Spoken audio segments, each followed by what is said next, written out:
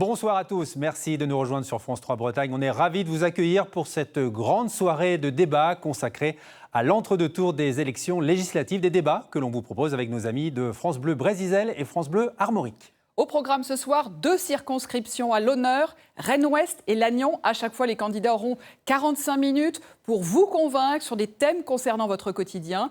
Pouvoir d'achat, emploi, logement et services publics. Restez avec nous, on part tout de suite dans les Côtes-d'Armor avec la circonscription de Lannion.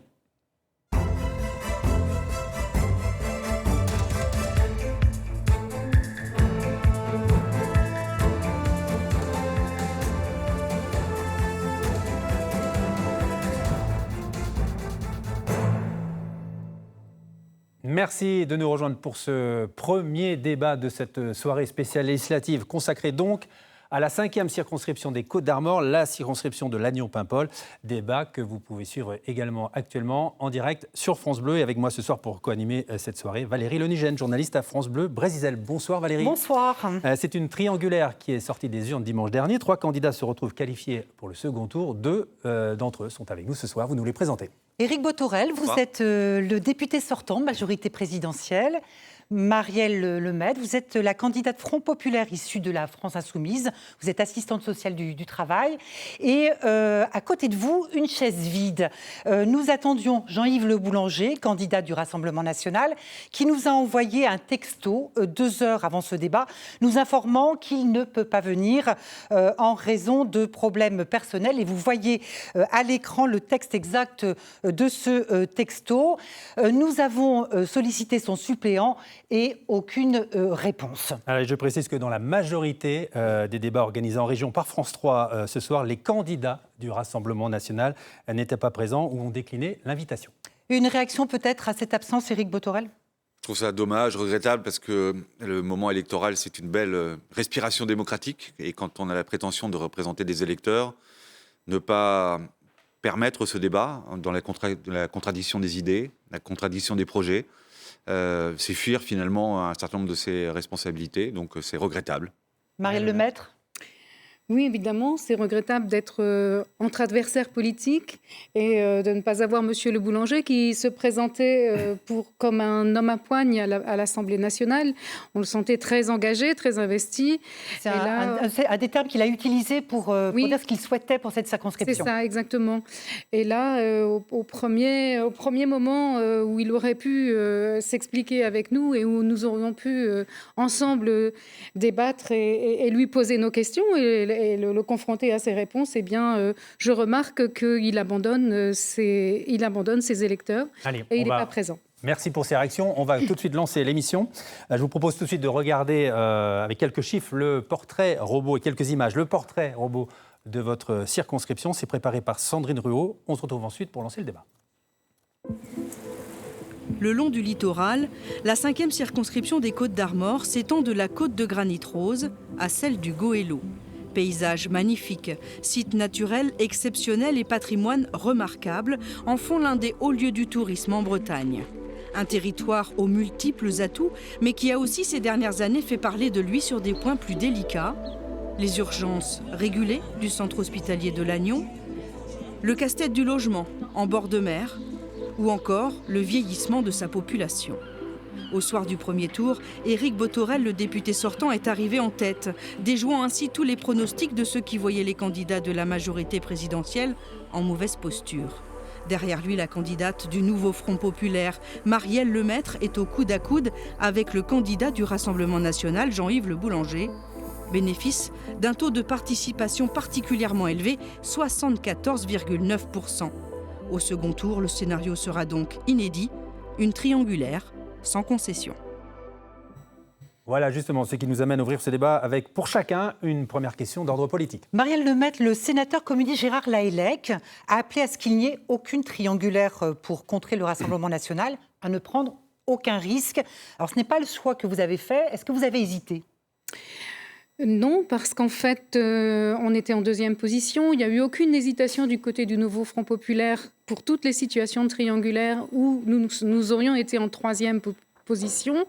Et très vite, tous les candidats du nouveau Front populaire qui étaient dans cette situation se sont désistés, pour faire barrage vraiment à la possibilité éventuelle d'une élection d'un candidat RN.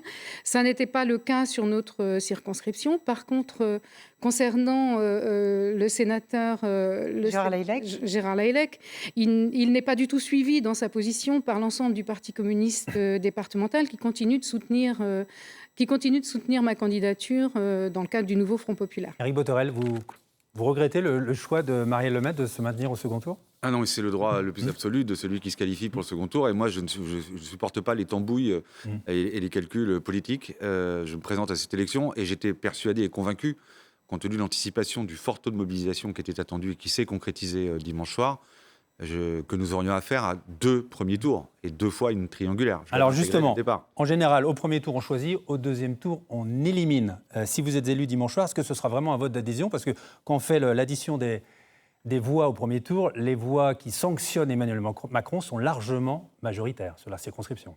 Écoutez, moi, ce que je sais, c'est que j'ai fait, en termes de volume de voix, à peu près ce que j'ai fait au second tour des élections de 2022. Ce que je sais par ailleurs, parce que j'arpente le terrain depuis 7 ans, certes, mais depuis 3 semaines, par la force des choses, c'est que, et je l'ai dit dans ma profession de foi de second tour, j'accueille des électeurs qui viennent soit de la droite orpheline, pour celles et ceux qui ne se reconnaissent pas dans le mouvement qu'a fait Ciotti vis-à-vis du Rassemblement national, et en même temps certains sociodémocrates qui ne se retrouvent pas dans le nouveau Front populaire qui va du NPA jusqu'au Parti socialiste. Allez, on passe au premier thème de ce débat. On va évoquer la question du logement, puisque dès ce week-end, les grandes vacances arrivent, la saison touristique commence, beaucoup de maisons secondaires vont rouvrir leurs volets, beaucoup de logements vont être mis également en location saisonnière, avec un toile de fond, un vrai problème pour de nombreux Bretons, pouvoir acheter ou tout simplement se loger à l'année. Alors la dissolution a tué dans l'œuf une proposition de loi transpartisane, portée notamment par le député du Finistère, Annaïg Le Meur, qui proposait de consacrer le même abattement fiscal aux locations à l'année et aux locations saisonnières, un abattement fiscal de 30%. Marielle Lemaitre, est-ce que vous êtes pour supprimer tout simplement cet abattement fiscal ? Pour moi, il est important de maintenir l'économie liée aux touristes. Au tourisme sur notre circonscription, magnifique, comme on l'a vu dans le reportage. C'est une niche fiscale. Est-ce que, globalement, à la France Insoumise, on est contre les niches fiscales ? Voilà, c'est ça. Et donc, tout ce qui est location touristique qui bénéficie d'un régime fiscal trop favorable. Trop favorable, je vous remercie. Évidemment, doit être rétabli un régime fiscal le même pour toutes les locations touristiques. Le problème du logement, ici, sur notre circonscription, c'est qu'on a une forte attractivité économique avec des entreprises qui veulent recruter et qui ont du mal à trouver des salariés pour travailler pour eux parce qu'ils ont du mal à trouver des logements. Merci de reconnaître qu'il y a une forte attractivité économique. Mais bien sûr, c'est la réalité. Et donc, pour cela, nous voulons revenir sur une décision qui a été prise par le gouvernement Macron de faire une coupe budgétaire importante sur les offices publics de HLM. On va revenir sur les logements sociaux. Oui, très bien. On va faire réagir Éric Bothorel. Enfin, on aurait voulu poser cette question aussi à Jean-Yves Le Boulanger sur cette loi transpartisane qui encadre les meublés de type Airbnb, parce que le Rassemblement national avait fait obstruction puis avait voté contre. Vous, Éric Bothorel, vous êtes pour reprendre ce processus pour cette loi ? Oui, vous avez raison de rappeler qu'elle a été interrompue au moment de la commission mixte paritaire qui devait se tenir au mois de juin. Voilà, les sénateurs l'avaient amendé. Tout à fait. Et donc, on avait un processus législatif, vous l'avez rappelé, transpartisan, puisque c'est aussi un parlementaire socialiste qui travaillait du Pays Basque avec Annaïg Le Meur et qui portait ce projet. Oui, j'y suis favorable, parce qu'au-delà de l'alignement de la fiscalité entre les locations à l'année ou les meublés touristiques, en espèce les Airbnb, il y avait aussi des outils pour les maires, et ce qui était demandé par les maires. Plus de pouvoir pour les maires. Plus de pouvoir pour les maires, et ça notamment me paraît essentiel. La surtaxe d'habitation, c'est ça ? Oui, la surtaxe d'habitation que certains ont mis en œuvre, avec des effets que l'on mesure quasiment déjà quand on en parle avec eux, que ce soit pour ceux qui sont passés...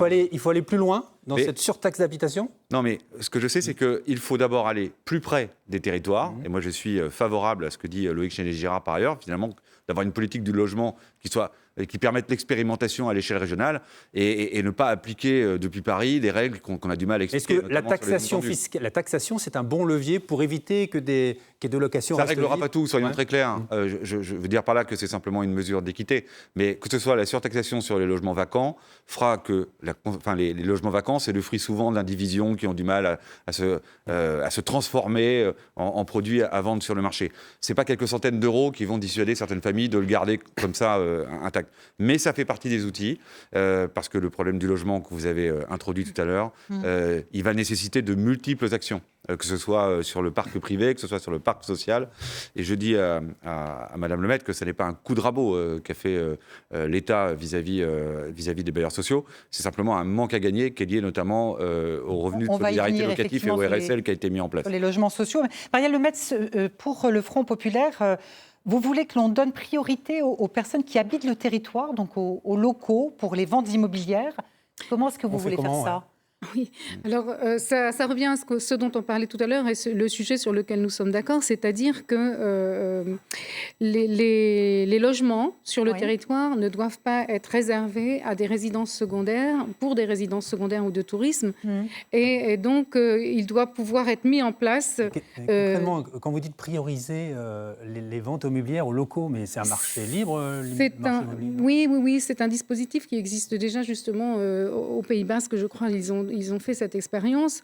Je vous avoue que je ne peux pas vous donner d'éléments concrets. C'est dans l'esprit.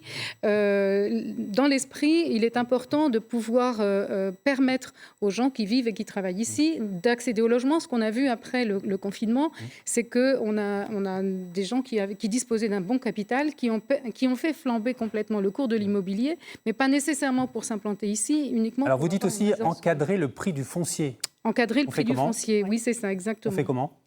Alors, permettez que je reprenne mes petites notes. Je ne suis pas une professionnelle de la politique. Non, mais c'est vraiment un problème au quotidien pour de nombreux Bretons qui habitent notamment dans votre circonscription. Sachant que l'encadrement des loyers en zone tendue, ça existe déjà. Oui, c'est ça. L'encadrement des loyers et l'encadrement du prix du foncier dans les zones tendues. Moi, j'aimerais... Pardon, parce que c'est aussi une de mes questions. J'ai vu dans les réponses que vous faisiez à la presse quotidienne régionale que vous entendiez réserver l'accès à un certain nombre de biens immobiliers à des locaux. Moi, je me pose la question parce que quand on est à l'Assemblée nationale, on écrit le droit après. Et quand on écrit le droit, on précise les choses. Qu'est-ce qu'on va pouvoir définir dans notre droit pour dire que quelqu'un est plus local qu'un autre ? Est-ce que c'est quelqu'un qui travaille ? Est-ce que c'est quelqu'un qui a vécu ? Qu'est-ce que vous avez au fond de l'esprit qui permettent de dire ça doit être un tel et pas un tel ? Et ensuite, comment on discrimine ? On laisse Marielle Lemaitre répondre. Bien sûr. On écrit le droit à l'Assemblée nationale, on ne l'écrit pas tout seul. Pour moi, en fait, la candidature et le mandat, tel que je le vois et tel que je l'envisage après ce 7 juillet, c'est de pouvoir travailler en lien avec les personnes qui sont sur le territoire, les élus locaux en charge de l'urbanisme. Oui, mais c'est quoi un local, Madame Lemaitre ? Est-ce que quelqu'un qui habite Ploumilio pour acheter une maison dans la 5e circonscription ou pas ? Non, mais... Ou Brest. Vous faites une plaisanterie, là. Donc, pour moi, un local, c'est quelqu'un qui contribue à la vie locale, et qui y habite et qui y vit, qui y a son activité principale ou qui y a en tant que... Qui a un statut de résident ? Qui a un statut de résident, oui, c'est ça. Quelqu'un qui est en télétravail, quelqu'un qui est saisonnier, quelqu'un qui fait des saisons. Vous allez interdire à ces gens-là de pouvoir loger chez nous ? Non, au contraire. Ceux qui sont saisonniers, c'est pareil. C'est des gens qui viennent travailler. Pour moi, c'est en lien directement avec le développement économique de la région. Le risque, si vous voulez, ce qu'on a constaté avec l'arrivée de personnes qui avaient un budget très élevé, c'est qu'on a vu le prix, puisque les prix sont libres, le prix de l'immobilier flamber. Et moi, j'ai vu beaucoup de personnes qui travaillaient ici, et qui avaient un salaire correct, mais qui ne pouvaient pas accéder... Moi, j'ai un ami qui travaille à Paris. Qui ne pouvait pas accéder à la... Et on finira là-dessus sur les... On va avancer après. J'ai un ami qui travaille à Paris dans une compagnie maritime. Il était un ancien marin. Aujourd'hui, il est capitaine d'armement. Il passe la semaine, comme certains d'entre nous d'ailleurs, et il rentre chez lui. Il n'aurait pas le droit d'avoir un chez lui parce qu'il travaille le reste du temps à Paris. Non, ce n'est pas vraiment ce type d'exemple. Oui, mais comme vous n'avez pas réussi à préciser... On va poursuivre justement, toujours sur la question du logement, des Bretons, des difficultés de logement, car l'offre diminue. Justement, faut-il construire plus de logements, et notamment des logements sociaux ? Il y a un chiffre intéressant, il manque 9000 logements sociaux dans les Côtes-d'Armor. Et Éric Bothorel, aujourd'hui, les communes doivent garantir 20% de logements sociaux. Toutes ne le font pas, loin de là. Est-ce qu'il faut durcir les sanctions ? Alors d'abord, il y a plusieurs explications au fait qu'on ne puisse pas atteindre les 20% de logements sociaux pour certains qui veulent faire des efforts, de la même manière qu'il faudrait faire des stations d'assainissement. Vous n'aurez pas ignoré que cette 5e circonscription, dont les caractéristiques ont été rappelées par ailleurs tout à l'heure en introduction, c'est aussi la circonscription qui a le trait de côte le plus long de toutes les circonscriptions métropolitaines. Et donc on a la loi littorale aussi, qui est une contrainte pour les maires quand ils portent des projets. La loi littorale, elle concerne aussi Lannion, parce que le Léguerre passe. Il faut assouplir ? Probablement qu'en tout cas, il faudrait l'interpréter autrement, puisqu'on est sur une loi très principielle. Donc l'assouplir. Oui, probablement. Enfin, moi, j'ai pas de. Je pense qu'il faut l'assouplir pour des équipes. Enfin, pardon. Elle protège on ne peut aussi pas le en littoral. permanence avoir quelque Donc chose. vous mettez le curseur du respect environnemental un peu plus bas pour permettre à des logements sociaux notamment. Dès lors qu'on a des besoins d'équipement d'intérêt général, je ne peux pas imaginer qu'une loi puisse faire obstacle à l'installation soit d'une zone ostréicole, soit d'un équipement de type de télécommunications, soit l'émergence de logements sociaux. On ne peut pas être en permanence avec cette loi qui est encore une fois très principielle et qui empêche les maires. Donc si on veut pouvoir régler le problème, ce n'est pas uniquement la loi littorale qui empêche le sujet, mais il faut l'avoir à l'esprit quand même. Marielle Lemaître. Alors vous avez un objectif de créer 200 000 logements sociaux supplémentaires sur 5 ans. Comment vous faites ? Parce qu'il y a aussi aujourd'hui la loi ZAN, zéro artificialisation nette, qui permet aussi de protéger le foncier agricole. Où allez-vous construire ces logements ? En prenant en compte cette loi littorale aussi. Ah oui. Oui, c'est ça. En discutant avec les personnes en charge de l'urbanisme sur la circonscription, on m'a dit c'est pas vraiment le problème de la ZAN, c'est pas vraiment le problème non plus de la loi littorale, c'est le problème aussi de l'ensemble des infrastructures. C'est-à-dire que c'est quelque chose qui doit se réfléchir de façon systémique. Mais on m'a aussi dit que c'était le problème des moyens notamment, vous dites c'est pas un coup de rabot, c'est 1,4 milliard d'euros par an en moins pour les offices publics HLM, qui sont obligés aujourd'hui de financer la rénovation des appartements pour l'isolation, notamment faire baisser les factures d'électricité pour les locataires. Ils sont obligés de la compenser par une augmentation des loyers. Donc on a des offices publics du HLM qui sont en difficulté. Donc, c'est un projet, ce projet de construction qui est nécessaire, ce projet de construction de logements sociaux. 200 000 logements sociaux. Donc il ne peut pas être mis en question. On doit donc trouver des solutions. Donc, ce n'est pas moi aujourd'hui qui vais vous dire s'il faut les... Moi, je ne suis pas du tout d'accord avec M. Botorel d'assouplir la loi de protection du littoral parce qu'au contraire, on a un littoral qui fait partie des plus beaux même de notre pays. Vous allez construire où, sanctuariser. Et donc, oui, pour moi, c'est important de les sanctuariser. Vous allez construire où, du coup ? C'est important de les sanctuariser et, par conséquent, c'est important de penser cette implantation par rapport aux besoins et en lien direct avec les élus locaux. Le Rassemblement national veut remplacer l'impôt sur la fortune immobilière par un impôt sur la fortune financière. Donc aujourd'hui, l'impôt sur la fortune immobilière, ça concerne ceux qui ont un bien immobilier au-dessus d'1 300 000 €. Aucun de vous n'est sur cette position ? Non. D'abord, moi, je pense que l'impôt sur la fortune, ça a été un des vecteurs de la désindustrialisation de notre pays. Pourquoi ? Parce que la plupart de nos TPE, PME, ce n'est pas des grands capitalistes du CAC 40 qui les détiennent. C'est les entreprises familiales. Et lorsque le père entrepreneur ou la maman entrepreneur... Mais là, c'est par rapport à l'immobilier. Oui, non, mais j'entends, parce qu'on a eu ces débats entre l'ISF ici et donc ça me paraît nécessaire de rappeler quand même les débats qui nous opposent sur la nécessité de remettre l'impôt sur la fortune ou pas. Parce que derrière, à la clé, il y a du sujet économique. Et le 1,5 milliard, je ne sais pas comment vous allez financer 200 000 logements avec 1,5 milliard supplémentaire auprès des offices HLM. On sort 80 000 par an. Tout bénéfice est bon à prendre. Le milliard, le milliard 5, bien sûr, le milliard 5, le retirer à l'office public de HLM ne permet pas non plus d'améliorer la situation du logement 40 social. milliards par an, les politiques du logement. Un mot sur, sur la fiscalisation. Non, un mot sur les jeunes, l'accès de logement pour les jeunes. Éric Botorel, vous faites un geste pour les primo-accédants, ceux qui voudraient devenir propriétaires, avec une exonération de frais de notaire pour un achat allant jusqu'à 250 000 €. La cible est petite. Je ne sais pas qui aujourd'hui, qui est jeune, peut se payer une maison allant jusqu'à 250 000 €. Il y en a, et c'est jusqu'à 250 000 €. Donc ça veut dire qu'il peut y en avoir, ça va en dessous aussi. C'est une niche. C'est une niche, mais ça vient en complément d'autres dispositifs que nous avons mis en place. Je pense à la garantie Visale, par exemple, pour les cautions. C'est 1 million de personnes qui en bénéficient aujourd'hui en France. Donc c'est pour que les propriétaires qui peuvent avoir une garantie de loyer. Oui, non, mais le sujet, c'est ça. Le sujet du logement ne peut pas se résumer simplement à cette mesure. Ce qui est essentiel, c'est que lorsqu'on a fini ses études et lorsqu'on veut qu'on puisse s'installer sur le territoire, et moi, me paraît essentiel. Pourquoi ? Parce qu'à la clé, derrière, c'est comme ça qu'on va continuer de faire vivre nos écoles. Il n'y a pas il n'y a pas de vitalité du territoire si derrière, rattaché à la vitalité économique, il n'y a pas la possibilité de s'installer. Donc oui, c'est un sujet clé. Mais encore une fois, le sujet du logement ne peut pas se limiter simplement aux efforts qu'il y a à faire vis-à-vis des bailleurs sociaux. Il y a aussi le parc privé. Il y a des mesures en matière de parc privé, d'ailleurs, que la France Insoumise n'a pas voté ou a voté contre. Je pense à la loi anti-squat. Enfin, aujourd'hui, quand vous êtes un petit propriétaire, vous hésitez à mettre votre bien en location à l'année. Pourquoi ? Parce que vous avez 1000 exemples de gens qui sont fait squatter. Et donc, on va laisser répondre. Je pense que sur notre circonscription, la loi anti-squat, ça concerne moins de 1000 personnes. Par contre, nous, ce que nous proposons pour tous les primo-accidents, c'est un prêt à taux zéro, quel que soit le zonage. Alors, sans restriction. Sans condition de revenu, mais pour tous les primo-accédants, pas simplement pour les jeunes dans une limite de tranche d'âge. Est-ce que le fait qu'il n'y ait pas de distinction de revenus, est-ce que ça va avec effectivement ce que souhaitent les électeurs de gauche ?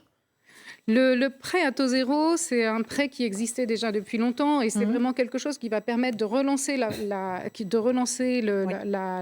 nos entreprises du bâtiment, de relancer aussi nos entreprises qui ont besoin de recruter. Et donc, voilà, on est pour la hausse des salaires, on n'est pas pour la baisse des salaires.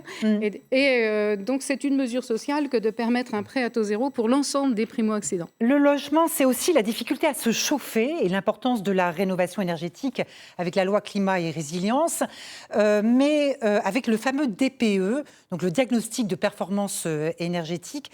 Dans les Côtes-d'Armor, ce sont 80 000 passoires thermiques qui, d'ici 2028, ne pourront plus être louées, ou du moins théoriquement. Alors le Rassemblement national, en tout cas, veut revenir sur cette interdiction.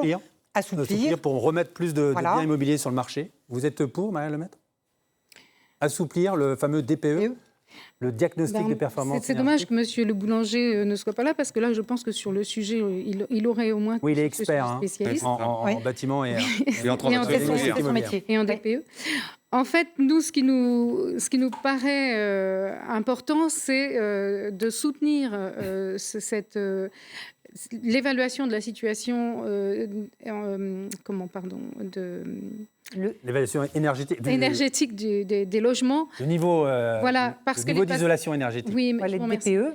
Les passoires thermiques, c'est un poids pour le budget des personnes qui vont y vivre, locataires ou même propriétaires.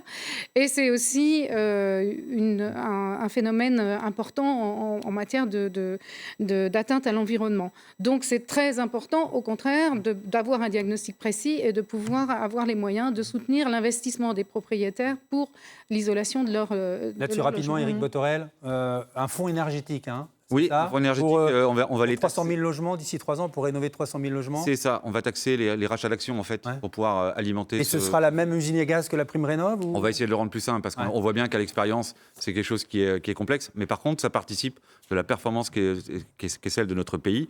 Il peut se prévaloir d'avoir diminué ses émissions de CO2 l'année dernière de 6%, c'est-à-dire 2 fois plus que les années précédentes. Et 6 fois plus qu'en 2017. Pour passer d'un classement F à un classement D, par exemple, ça coûte en moyenne 70 000 € aujourd'hui. Oui. On fait comment ? C'est pas à la portée de tous les bourses et tous les ménages. Mais c'est pour ça qu'il faut l'accompagner, de la même manière qu'on accompagne, par exemple, le maintien à domicile avec MaPrimeAdapt'. C'est autant de dispositifs qui permettent de laisser les biens, effectivement, qui soient occupés, plutôt que de les rendre vacants, parce que soit on a perdu l'autonomie, soit on ne peut plus louer. Mais je rajouterai un point, il faut aussi aider les maires. Moi, je pense au maire de Tréguier, qui a rénové une trentaine de biens qui étaient délabrés ou qui étaient en mauvaise performance énergétique. Et là, ce sont des dispositifs de type fonds vert, par exemple, qui peuvent venir en soutien des efforts qui sont faits par les collectivités. LTC fait des choses, l'aide Notre Communauté fait des choses, les maires font des choses. Il faut qu'on redesign des dispositifs pour permettre de les aider. On passe à la seconde partie de notre débat. On va aborder les questions de l'emploi et du travail. Avec d'abord un mot sur la réforme de l'assurance chômage, qui devait entrer en vigueur lundi, avec 2 principes simples, travailler plus pour avoir droit au chômage et une durée d'indemnisation diminuée. Réforme finalement suspendue en pleine campagne électorale, annoncée par Gabriel Attal. Bon, un sacré clin d'œil à la gauche, c'est ça ? On essaye de ménager les électorats. Éric Bothorel. Un clin d'œil à la gauche, c'est vous qui le dites. Ça ne fait pas passer pour des girouettes du côté des électeurs de droite ? Non, je pense qu'on a été constant sur le sujet de l'assurance chômage. D'ailleurs, ce n'est pas la première réforme que nous faisons. Celle-ci intervient... Et pourquoi la suspendre ? Écoutez, franchement, vous savez comme moi que d'abord, c'est un décret qui devait être pris par le ministre. On est à quelques jours d'un scrutin important dans notre pays. on peut peut-être patienter quelques jours. Et ensuite... Vous l'assumez totalement, cette réforme? Ah, mais je l'assume complètement, bien sûr. Marielle Lemaître, vous êtes pour l'abrogation de cette réforme. Pour vous, la question n'est pas d'aider au retour à l'emploi, mais d'éviter une paupérisation, c'est bien ça? C'est pour ça que vous ne voulez pas de cette réforme? Que les deux réformes précédentes, comme vous dites, tout ça c'est dans la même ligne. Les deux réformes précédentes ont entraîné 200 000 chômeurs de plus. Et ont entraîné par la diminution de la durée d'indemnisation, on fait chuter dans la précarité des gens qui étaient sans emploi et qui maintenant auront encore plus de difficultés à en retrouver, parce que quand on est dans la précarité financière, sur un territoire comme le nôtre, où les transports en commun ne couvrent pas l'ensemble du territoire. Il faut une voiture pour trouver du travail. Pour avoir une voiture, il faut de l'argent. Donc précariser un chômeur, c'est vraiment l'enfoncer dans la difficulté. La troisième réforme, elle allait encore dans ce même sens. Et je pense qu'il y a eu... au contraire, moi, si le moment était critique, il fallait au contraire, si elle était si bonne que ça, au contraire, la mettre d'urgence en place. Alors, donc je pense que c'est un recul effectivement dans une mesure violente et d'appauvrissement de ceux qui sont déjà les plus pauvres. Pardon de vous le dire, mais je pense qu'on n'a probablement pas tout fait bien. Mais s'il y a un sujet sur lequel on a fait plutôt pas mal les choses, c'est sur le front de l'emploi. Le taux de chômage en 2017 de la circonscription était à plus de 10%. On est aux alentours de 6% aujourd'hui. On va voir les chiffres. Le bassin de Lannion, 6,6%. L'impact réel des réformes sur le chômage, je vais vous le dire. J'ai 57 ans. J'ai aujourd'hui tous mes trimestres pour pouvoir partir à la retraite. Mais on ne parle pas de la réforme des retraites, on est en train de parler de l'assurance chômage, oui, Madame Lemaître. Exactement, Voilà. mais moi je vous parle de l'effet ciseau, de la réforme du chômage qui s'est cumulée avec la réforme des retraites pour des personnes comme moi qui ont toujours travaillé depuis l'âge de un peu plus de 20 ans. Eh bien, ce qui se passe, c'est que si je perds mon emploi là, dans 1 an ou 2 ans, je n'aurai pas assez d'indemnisation chômage pour rejoindre mes retraites. Il faudra absolument que je retrouve un emploi à 60, 61 ans. Et je peux vous dire que ce n'est pas si facile que ça quand on est une femme de 60 ans de retrouver un emploi. Je serai sans revenu. Mais la réponse d'Éric Bothorel pour la majorité présidentielle. Pardon, mais là-dessus, d'abord, je serais malheureux que vous perdiez votre emploi si près de la retraite. Mais, je vous en remercie. Mais par ailleurs, il n'y a jamais eu un système qui garantissait qu'entre le moment et en fonction de l'âge qu'on avait, où on perdait son emploi... Avant la réforme, je pouvais bénéficier d'une couverture chômage jusqu'à l'âge de mon départ à la retraite. Vous pouvez me croire. Donc 3 ans et maintenant 2 ans et demi et donc, pour les seniors. Voilà. Et en étant indemnisée par le chômage à 61 ans, je pouvais même avoir, si je n'avais pas eu tous mes trimestres, une prolongation de mes droits au chômage jusqu'à ce que j'ai le taux plein pour pouvoir partir. Vous êtes assistante sociale, hein, c'est ça? Je suis assistante sociale du travail. Ce que je veux vous dire par là, c'est que les deux réformes que vous avez déjà menées sur le chômage et la troisième qui s'annonçait, c'était vraiment la mise en précarité de personnes qui ont, pour certains, travaillé toute leur vie. Et c'est la colère que vous n'aviez pas vue. Vous avez dit à un moment, il n'y a pas de misère chez nous dans notre pays. Vous avez dû dire ça la semaine dernière. En fait, il y en avait peut-être... Alors, la réponse d'Éric Bothorel. Non. Je dis, je suis plutôt attaché... Vous n'avez pas dit ça? Non, je suis plutôt attaché aux nuances. Je dis que le monde ne peut pas se résumer à quelque chose qui serait, vous savez, tout est merveilleux chez nous, c'est la Startup Nation et tout le monde va bien. Et ça ne peut pas être non plus réduit à c'est le misérabilisme partout. Je pense qu'il y a différentes formes de réalité. Vous en décrivez certaines. Vous appuyez beaucoup là-dessus, nous sommes d'accord. Oui, non, mais c'est quoi l'esprit de la réforme de l'assurance chômage? C'est inciter plus de gens à revenir à l'emploi, des gens qui... pantoufle, entre guillemets. La sanction n'a jamais conduit à l'incitation au retour à l'emploi. Le principe de cette réforme, elle s'inspire... On laisse Éric Bothorel. Le principe de cette réforme, elle s'inspire de ce qui se passe dans d'autres pays, notamment je pense à certains pays d'Europe du Nord, qui mettent en place des notions d'adaptation de la capacité à couvrir le risque du chômage, quand par ailleurs les disponibilités en emploi sont fortes. Donc, si l'emploi va bien, et franchement, si vous avez fait campagne, je ne doute pas que vous l'ayez fait, on s'est croisés. Vous croisez les chefs d'entreprise comme moi. Que vous disent les chefs d'entreprise aujourd'hui? Il ne manque pas de commandes, il manque de bras.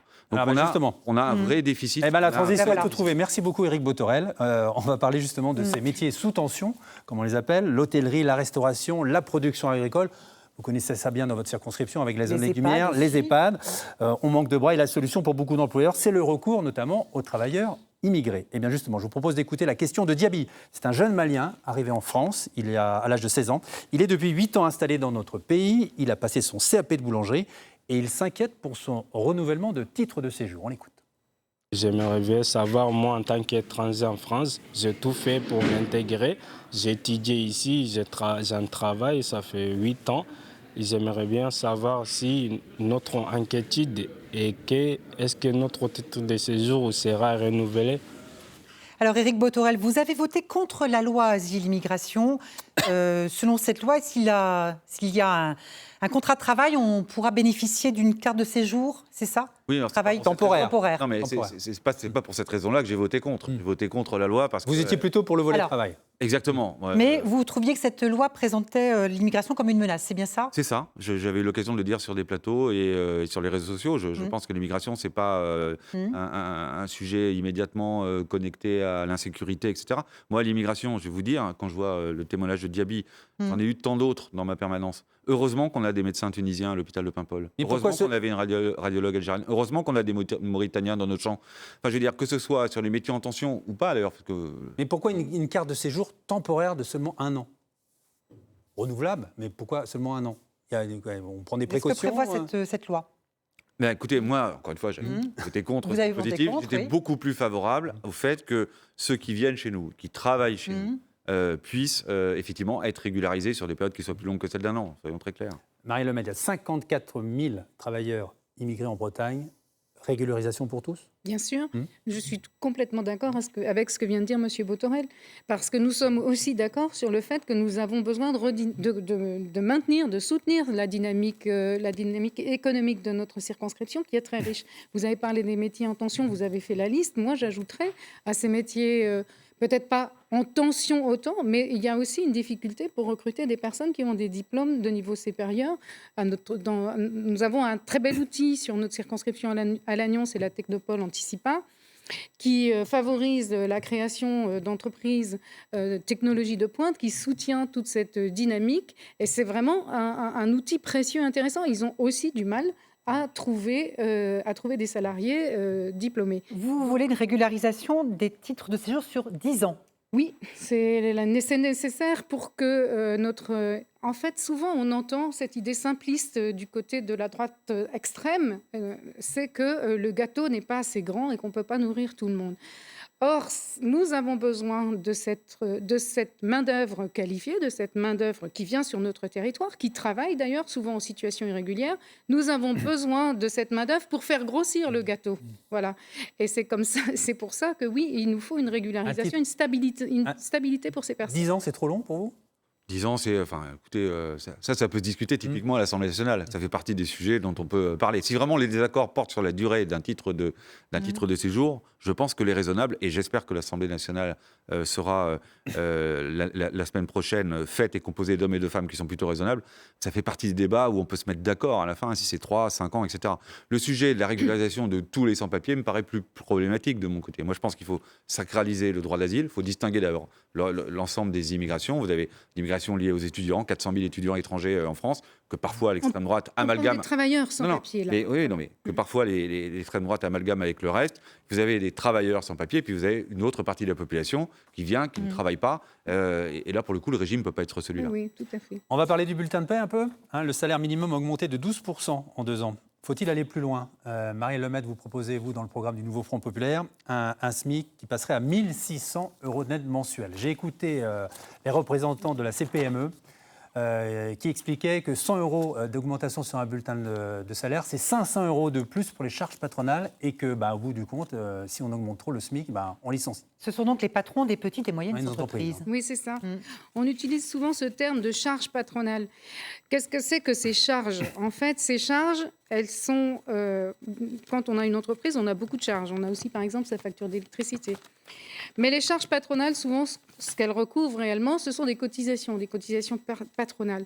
Et les cotisations, c'est une part de salaire. C'est une part de salaire qui n'est pas versée à l'employé, c'est une part de salaire qui est versée dans la caisse commune de solidarité qui s'appelle la sécurité sociale.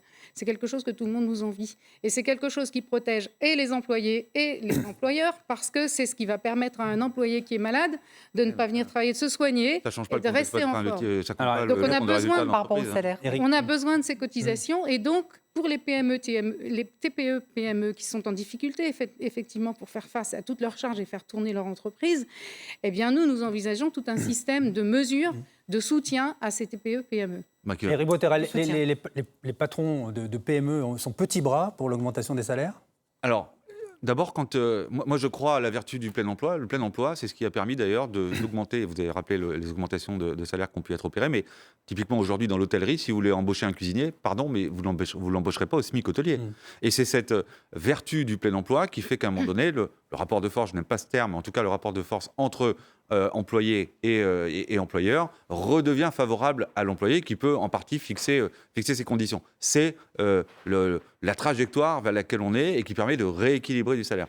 Par contre, décréter une augmentation brutale du SMIC de 200 €, pas qu'un peu, je suis comme ça ne se décrète pas, une hausse de salaire ? Non, mais vous avez fait 1 600 €, mais celui qui était à 1 600, qui avait une qualification supérieure à celui qui était à 1 400, il va demander quoi ? Il va demander... Donc l'impact, l'impact, il va être extrêmement violent, et tout le monde l'a bien mesuré, sur les TPE-PME. Quel boulanger, et en plus vous allez bloquer les prix des produits, quel boulanger va pouvoir faire tourner son fournil avec des salariés qu'il va devoir augmenter et des prix qui sont bloqués ? Pardon de vous le dire, il y a des règles économiques, des comptes de résultats. Les entreprises ne sont pas avec des taux à 2 chiffres sur leurs résultats financiers. Je ne sais pas comment vous allez pouvoir imposer ça. Ce que je sais, c'est qu'elles sont très inquiètes et je partage cette inquiétude.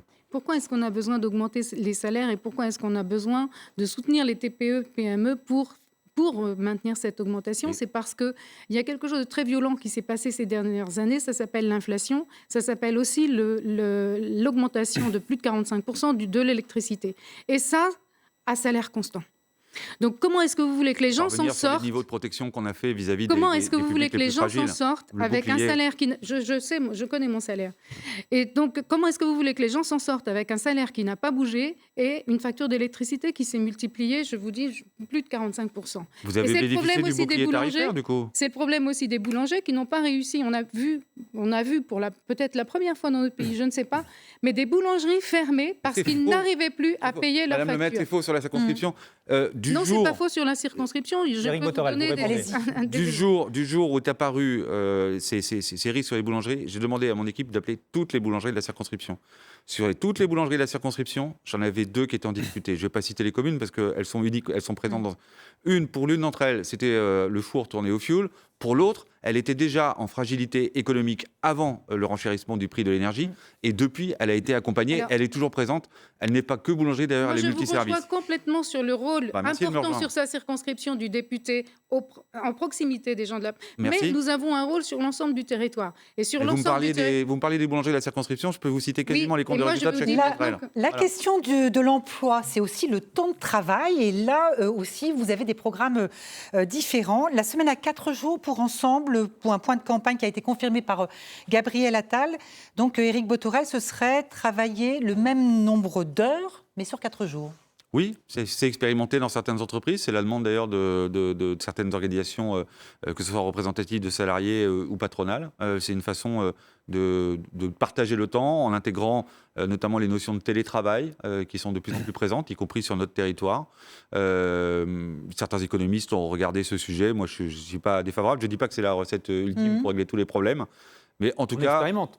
Mais expérimentation, incontestablement, oui. Parce que ça n'intéresse pas surtout les urbains qui ont des problèmes de transport? Si, et les urbains, pas que les urbains, pardon, le chiffre, c'est à peu près 87% des salariés de la circonscription qui prennent leur voiture pour se rendre sur leur lieu de travail. Parce qu'on n'est pas un département métropolisé, parce qu'on ne bénéficie pas des mêmes infrastructures que d'autres départements quand vous êtes à Brest ou à Lorient-Vannes ou à Rennes. Voilà, les Côtes-d'Armor sont singulières de ce point de vue-là, et donc il faut aussi pouvoir, pourquoi pas, expérimenter les choses. Et 32 heures par semaine pour vous. Pour le Front populaire. Marielle Lemaître. Oui, bien sûr. On y arrive comment?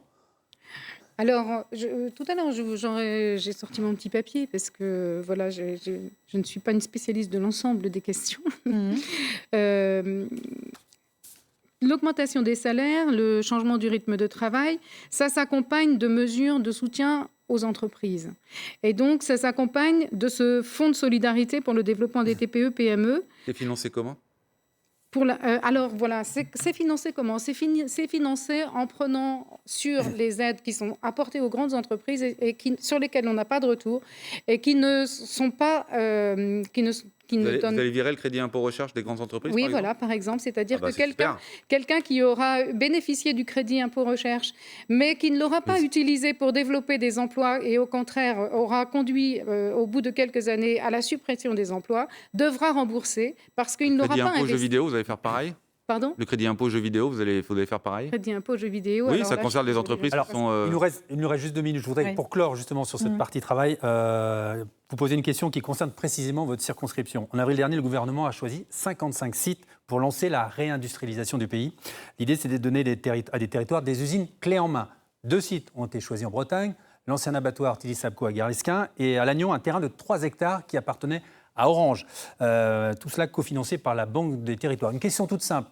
Quelle activité doit s'y installer et quel type d'entreprise?